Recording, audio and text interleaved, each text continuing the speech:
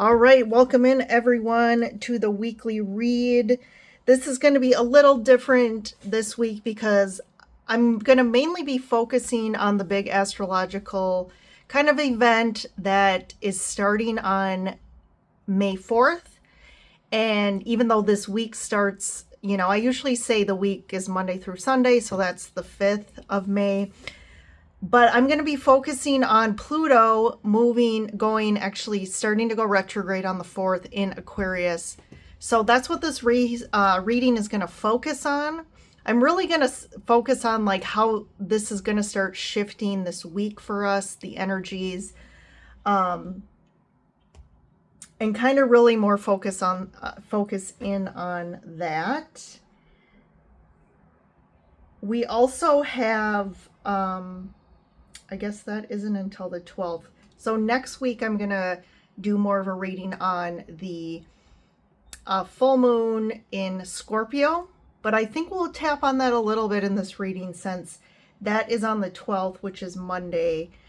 And I'll try and get I'm going to get the weekly reading posted next week on Sunday. So you have a little bit of, can kind of get more in depth into that before the actual full moon. But we'll hit on that a little bit today. The thing is, like, Pluto is obviously the most outer planet. So when we think of retrogrades, when the inner planets go retrograde, like Mercury, Venus, and Mars, those tend to have more of an immediate impact on the collective and us individually, as those tend to move faster through. The planets move faster through those. So we see more immediate effects, and it kind of does more impact our daily lives. Where it's more like noticeable right away, where the outer planets such as Jupiter, Saturn, Uranus, Neptune, and Pluto are going to be more subtle. The planets stay in those planets stay in signs longer. So it's almost drawn out more, right? Where you're going to see the impact slowly kind of unfold through a longer period of time. So they're not as sudden. They're not as like right in your face. They're going to kind of be more like subtly drawn out. And then by the end of the retrograde, you're going to be like, oh, wow. Like you're going to be able to look back and see like how that really transformed or impacted your life. But it's, again, going to be something where it's going to take a longer, to unfold or to really see that impact. And then finally, before the planet goes back direct, you're going to be like, okay, I can look back and see how that affected me. So since we're focusing on Pluto, that's an outer planet. So that is going to be more subtle, gradual. So you might not feel it right away. But you'll see it as like a larger trend eventually. But it's more lasting changes, I would say, with the outer planets going retrograde. And so Pluto specifically, right, it is the planet of death and transformation. It is ruled by Scorpio, and it is really, shapes us to the core, shapes us generationally, and influences, the influences of Pluto. When there's changes from Pluto, I mean, those are, like I said, are lasting. Those are very impactful. They impact us. They shift our lives in huge ways. We're going to see major changes. It can look a lot like, Pluto can come in looking like destruction, but, the destruction is needed to break apart things that just aren't working or aren't aligned with our highest good. And then there's that rebuilding. So again, the death and rebirth process is kind of what it describes. So Pluto has been moved into Aquarius last November, and Aquarius is a fixed sign. So that so this retrograde, it starts on the 4th of May, and it's going to go until October 13th. So there's going to be a good 6 months that Pluto is retrograde. So there's a lot a ground to cover there. There's a lot of time that will, you know, this again will be a slow impact, but I do want to just again get the initial, okay, we're moving. What does this look like? And what is it gonna start? How is it gonna impact us right away? And then kind of looking on that, how it unfolds. And the placement of this in Aquarius, so the most impacted signs are going to be the fixed signs, which are first and foremost Aquarius, but Taurus, Leo, Scorpio, and then Aquarius are going to be impacted the most. And especially if you have any of those signs between 0 and 7 degrees in your birth chart. So you might want to check that to see. And also you can kind of see where Pluto lies in what house, and you'll be able to see like what area of your life will this impact the most. So there's going to be a lot of lessons. There's going to be, as we know, retrogrades are a lot of going internal, reviewing, analyzing, kind of, again, we're not focused on the external. We're being forced internally to really look at the depths of the internal world within us. And especially with Pluto and Scorpio, again, that's really asking us to dive deep into the unconscious, dive into our emotions, literally look into the crevices of our soul, of our heart, to say, you know, what isn't working? Where do we want to transform? What are we feeling about where we're at right now in this current, you know, period of time? And with Aquarius, there's going to be some major transformation in regards to politically and more in a collective sense, because Aquarius really represents the collective. So we're going to be seeing probably in the collective on a social stage and world stage, a lot of shifts and changes in the next 6 months. So as far as us individually, it is going to ask us to really look at things like, who are we, especially like Aquarius's innovation, change, how can we do things better? There's a focus on technology there. So again, we're really going to be diving deep into those areas of our individual life. And with relationships, I think, you know, it's not so much specifically love, but it asks us to really look at our connections in general, and where are we connected? What are those connections in general to like a soul group or soul tribe? Who do we have around us? How does that make us feel? How does that fuel us, fulfill us? And where do we want to shift and change? And so we can have a greater purpose filled by our connections. And where can we shift and change that to create more also ease and simplicity in our life in general? Since Aquarius is really about how can we innovate things to make things better and to support us in the collective better. So that tied, so we have that this week, and then at the beginning of next week we have the big Scorpio full moon. So it's like double Scorpio, and that is as well is gonna really, we're gonna be diving deep with this full moon as well. So I think this week in the build up to the full moon is gonna be pretty intense. So let's take a look. Let's see. Let's check the cards to see what's going on for this week. How is Pluto shifting going to look for us right now? And then that full moon at the end of the week.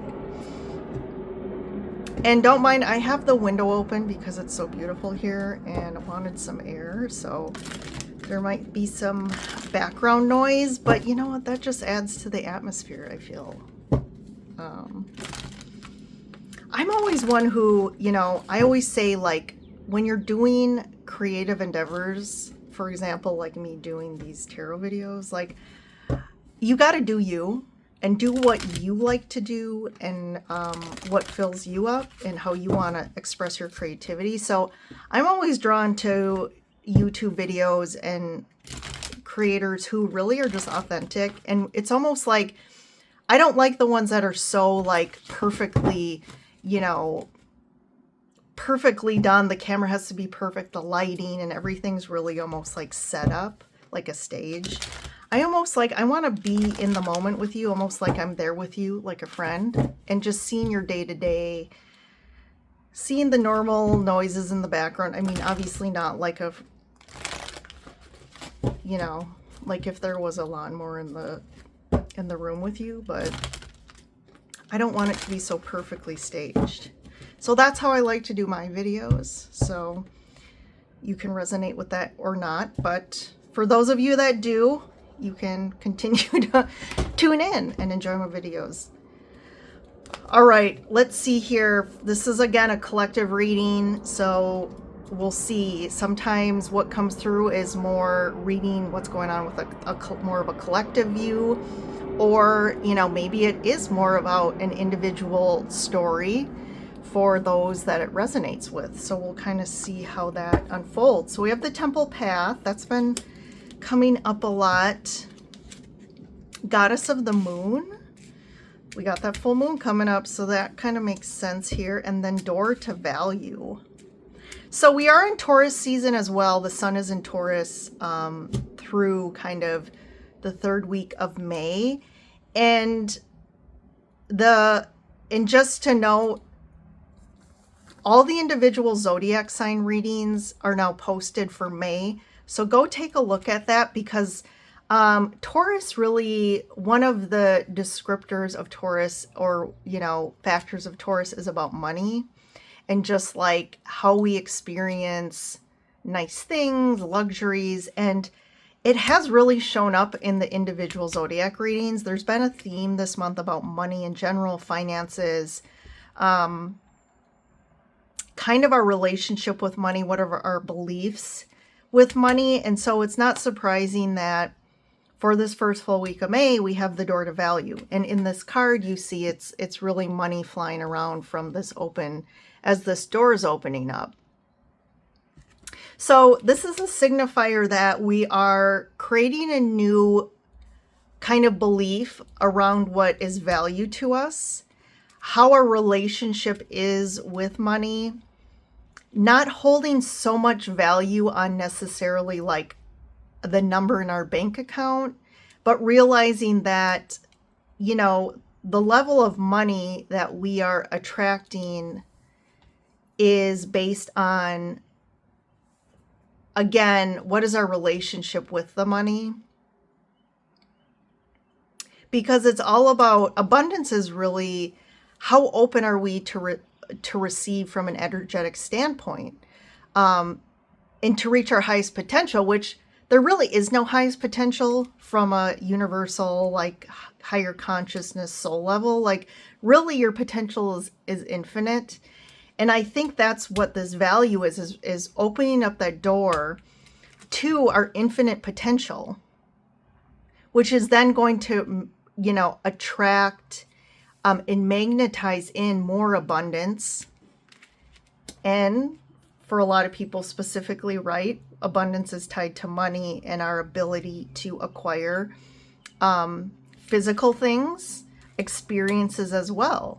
So I feel like that's what's opening up here. You know, really the Temple Path and the Goddess of the Moon is talking more of that spiritual sense in our level of wisdom and knowledge, and having that awareness of what value really means, and how to, again, really open that potential. And that's the Temple Path, is learning how to do that. I'm going to read the Goddess of the Moon. I don't read all the cards, but some of them I feel it might be helpful to read the card. So this card shows an eternal spirit holding the bright reflective moon and standing in front of the crystal clear waters of a sparkling waterfall. Her arms are stretched upward, receiving the light of the moon and the light of inspiration. This card is all about intuition, the ability to receive insights from your soul's point of view. So receiving this card tells you that you have the power to get intuitive information on all types of issues, and now is the time to use it. The Goddess of the Moon brings you all sorts of information, from the mundane to the spectacular. For instance, you could get the urge to take a different route home from work and find out later that you've avoided a 3-hour traffic jam. Or you might have an idea for a great invention, a stock investment, or a spellbinding novel. This card could also indicate a significant blossoming of psychic ability and mediumship, even on a professional level. You're always blessed with this ability to connect, but this card is telling you that now is the perfect time to open up, get ready for the amazing inspiration this brings. So totally, again, this opening up to information, intuition, higher wisdom with the temple path. Like, I feel the temple path is more about higher wisdom, and then the goddess of the moon, I feel like, is more of that intuitive information, messages coming in. And it's really all of these two together are opening, again, us up to receive, to learn new ways of shifting our energy, our ideas, our belief systems, our relationship, and our approach to abundance, to open up more to receiving. So that's a big theme right now. And especially with that Pluto piece, I feel like the next 6 months is going to be a big time of getting higher wisdom, connecting more to your intuition to identify, like, where are my blocks? What is my soul really calling me to do? And specifically, especially in May, I feel like the focus is going to be a lot on our relationship and wanting to bring in more abundance in our lives. So let's dive deeper. So we have the Two of Wands. Yep, Wheel of Fortune. Some destiny kicking in here. Some luck. Five of Wands. Four of Pentacles. The Chariot.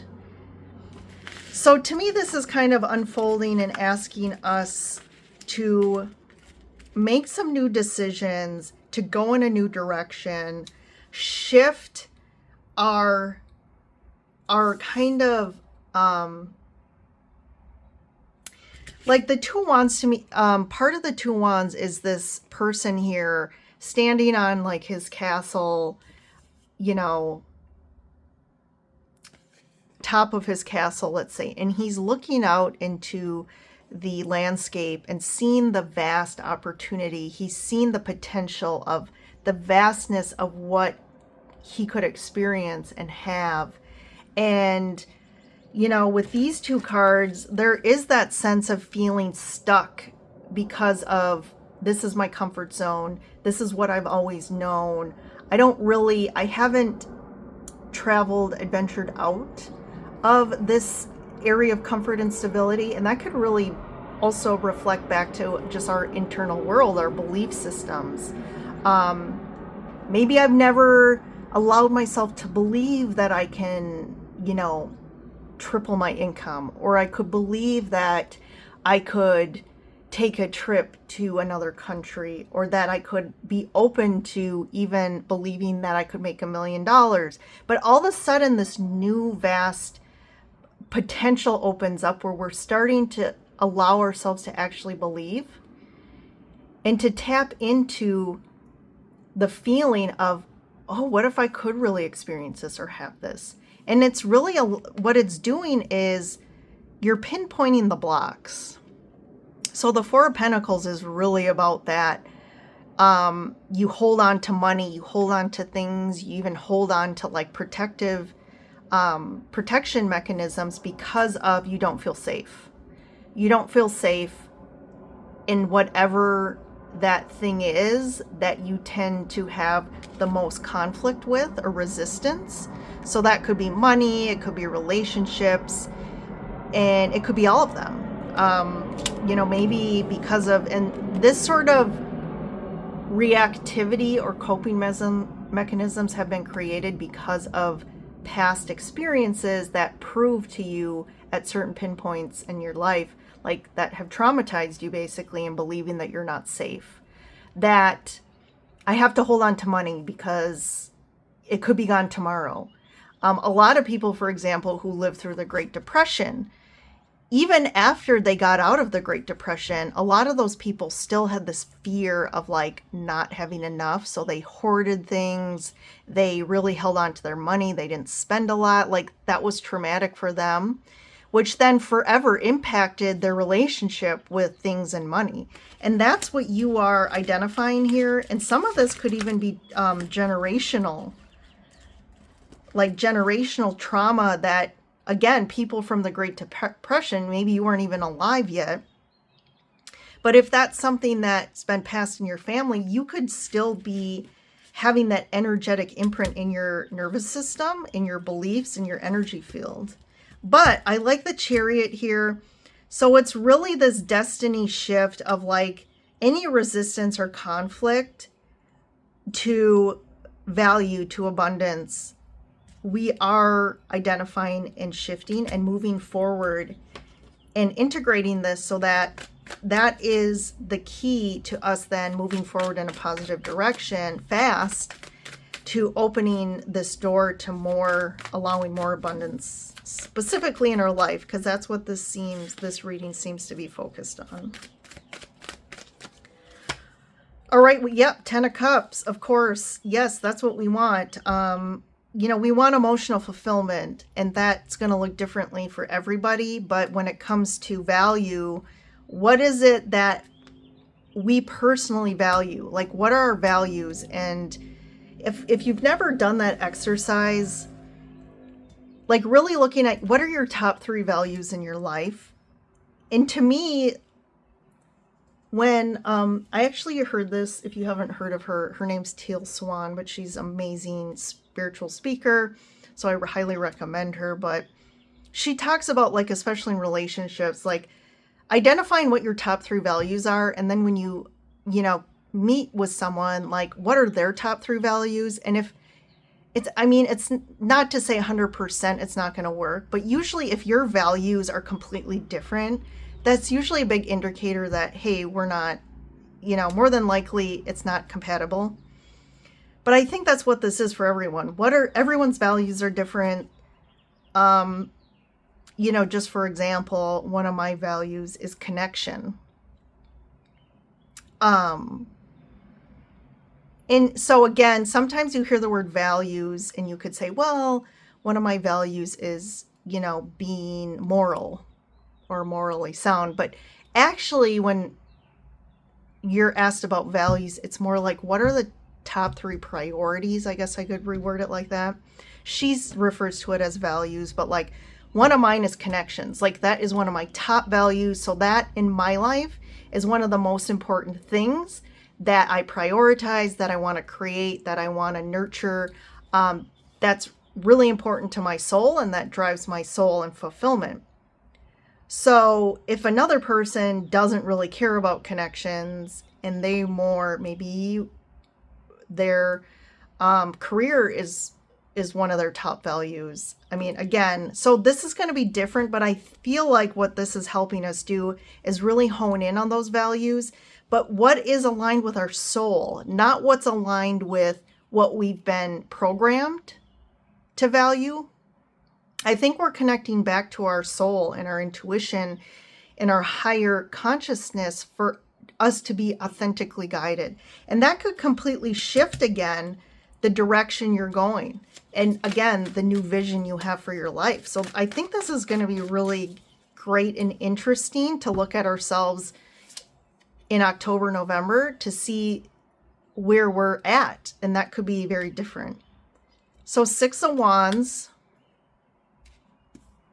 I like that Tower. Whoa, interesting. I almost am just what I said. I feel like the Tower is kind of blowing up the foundation of what we thought was our values, that we thought was important to us. Blowing up, again, the blocks, the belief systems, the programs, the ideas that weren't ours, right? If you prioritize money and career, what's interesting is that's a really kind of slippery slope with that one, because from a high level, if one of your main priorities is work.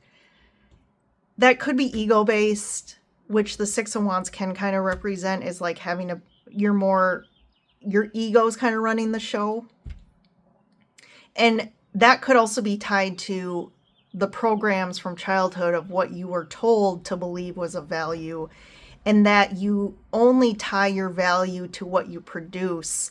So yes, work and career are going to be a top priority or value for you, because that is what you see as is you're not valuable unless you have a certain career type and are making a certain amount of money. But I think that Tower is blowing especially up anything that doesn't align, right? That's really more aligned based because of our programming.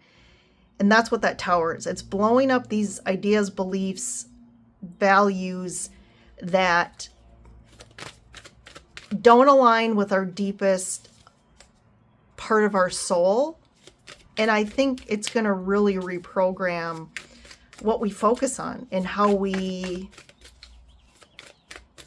maybe even our connections, what is really fulfilling us. Maybe when you dig really deep in the crevices of your soul, you realize like, hey, my prioritizing work and career isn't really fulfilling me. It's very surface level. Yeah, we got the Seven of Wands. So there is a lot of resistance here. So we're resisting the things that we want. At the core of our soul, the things that we want, why are we resisting it? And that usually goes back to because we have fear. We were traumatized. So when we start to get the very thing we want, let's say real love, it triggers us to not feel safe, because maybe you have a pattern of love always, you have a lot of people that betrayed you and you don't trust love, even though that is at the very core of your being, the one thing that you want above anything else. So we need to really dive in and become highly aware of this resistance and what the root of it is, and really working with this to blow up these things that are basically, we have this protection up to not receive this. Like we're blocking that out, love, fulfillment, because of our fear. King of Pentacles, and then the Eight of Pentacles. Yeah, so this is, it's kind of ironic, but not, how this readings is shifting. Again, we talked about there's a focus on money and value and abundance, and that's exactly what's coming out.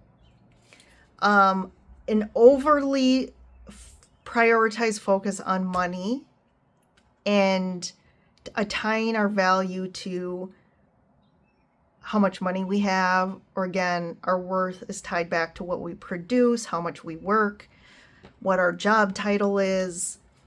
And if we aren't producing or making that certain amount of money, or have that, job that our families told us is,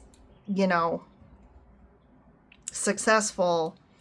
And two, it could be redefining what success is and doing the work. So we're finally blowing up and doing the work to kind of totally, to me, like, we're starting from scratch here. So yeah, we need this. This is signifying the ending of this type of period, the end of resistance, the end of focusing our time, focusing our time on things that aren't actually creating true value for ourselves, and finally really opening, because this mentality, we're only going to reach a certain potential. And you could say, well, there's billionaires out there, and they have billions of dollars, and they work their ass off and kind of obviously prioritize work and money. But you don't know them personally, and are they really happy? Are they really fulfilled? And what is really driving them? Six of Cups and the Eight of Swords. Yeah, it's these very things that are keeping us stuck. And this is really about a mindset that we need to shift. There's a lot to do with our past here. This is past programming. These are beliefs that were given to us by our family, our environment, you know, our traumas, our experiences that really formed our personality, who we are, our outward action, how we relate to the world, to ourselves, to money, to everything. Essentially, this whole physical experience is relational. Like, we can't have an experience without relating to something. And you know, there's a high focus on what is our relationship with other people? But the relationship with other people is going to mirror back your relationship with yourself, your relationship with, you know, nature, the world, animals, everything. It's going to really prove what's going on inside of you. So let's get more about the Tower. Woo-wee! Look at, there's Pluto.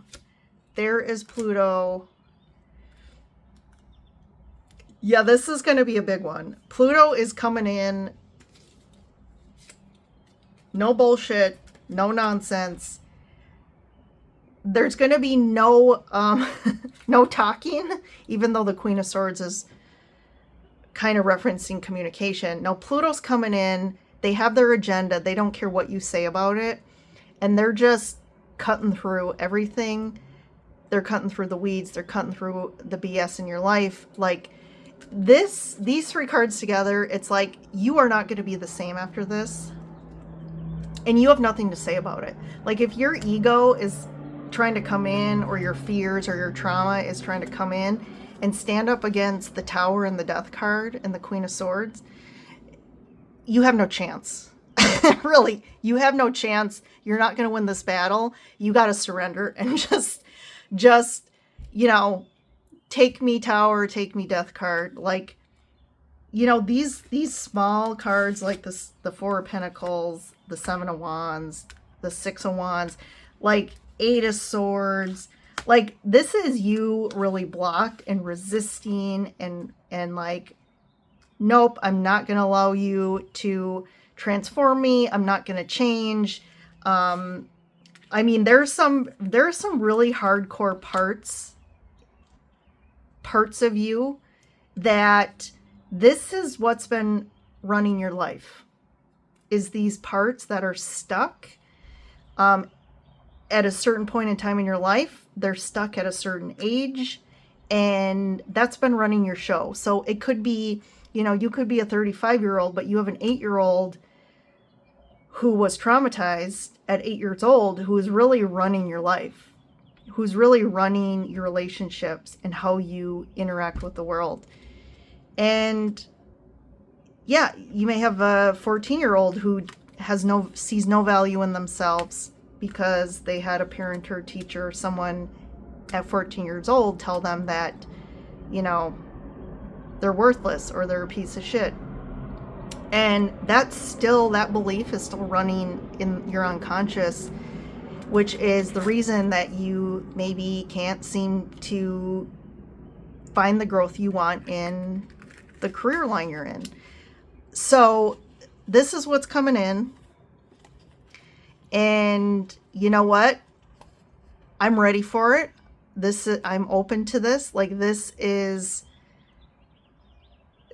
where, during the process, it may not look pretty, but when you're on the other side of the process, this is where Pluto retrograde in Aquarius, you are going to be in a completely new, different place, have a completely different viewpoint of things. That's the spiritual wisdom.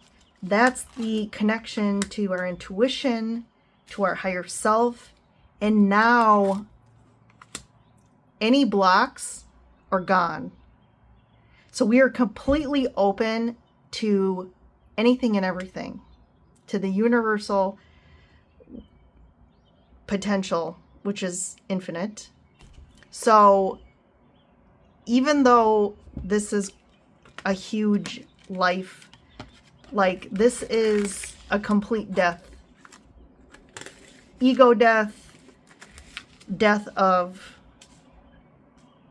holding on to the past. But God, we are going to be grateful. We are going to look back on this at some point and be like, I am so grateful for this Tower and this Death card, because I wouldn't be where I am today, and I wouldn't have whatever, fill in the blank, the relationship I have now. I wouldn't be living in my dream house that I'm in right now. I wouldn't be here. I wouldn't be, you know, expressing my purpose every day and getting paid for it. I wouldn't have gotten that job opportunity that like double my income or something like that. Wow, this is a huge one. This is big, and I love it. I'm loving this, even though that is no games right here. That's what's coming in. No games. And it's going to force you to do the work. So let me see here. Where is the Chariot taking us?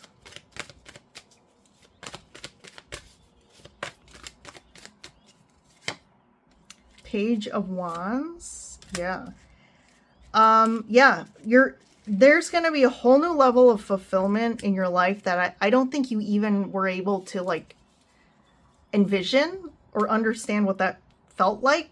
Like, maybe you didn't realize how unfulfilled you were in your life, but like 6 months from now, you're going to be like, oh my gosh, like I had no idea how I could really feel in my life and have like an open, empty cup to give, but also to receive from an emotional standpoint. Moving forward to the Page of Wands, a new, curious, open, innocent approach to life that is so, to me, it feels so light to be in this Page of Wands energy.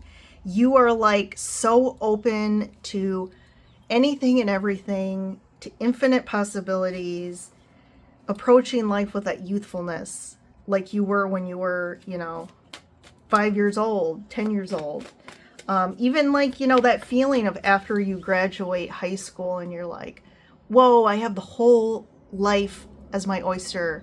I graduated. I don't have anything like tying me down. I'm, at an age where I can kind of take responsibility for me, make my own decisions. Like there's that, really feeling of, wow, like the world is my oyster. And that's the same thing for this card. I always see the Two Wands as like the world is my oyster. And of course he's holding the world in his hands. Like you have the ability now to create the life however you want it to look. You are the artist of your painting, and you get to create a whole new painting here. I love this energy. 8 of Pentacles again. So there is something, I do feel like this is really referring to like, for a lot of you, this is going to be like work is going to look completely different for you. This could be you moving into a whole new line of work, a whole new career. Again, maybe finally being able to express your purpose or your creativity and like getting paid for something you love to do. That's this too. This is one of my favorite readings, I think. This could be scary, but honestly, like this is exactly what we've been asking for, even though maybe for some of us, we have consciously been asking for this change for a long time, but it's actually here, or it's coming now with the Pluto retrograde and the Scorpio full moon.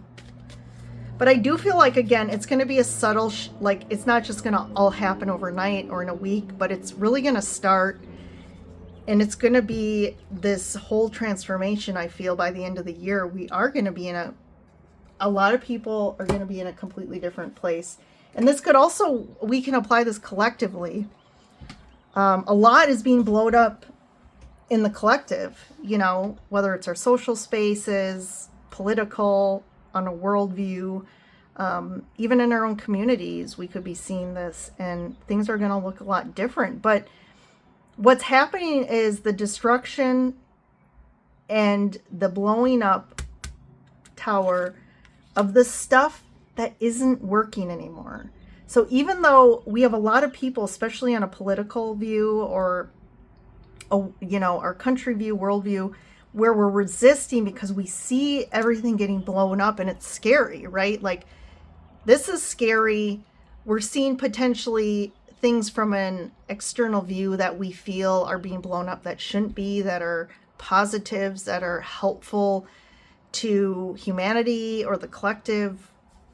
But we have to trust. There's this like unwavering trust right now that we have to stop the resistance and just surrender to and trust that the universe and what's unfolding is eventually taking us to a better place. And it may not look great for a while. It's going to look very scary. It's going to look like a lot of death and destruction and things getting blown up. But what it's doing is cutting out the crap. And we're going to get clarity soon. When we're going to start seeing the positive to the destruction. And it might take a little while, but we're going to get there. All right, everyone. Thanks for joining in again. And don't forget to check out your monthly readings for May. Check out your Sun, Moon, Rising, and Venus sign to get the most information. And if one doesn't resonate, more than likely one of them will.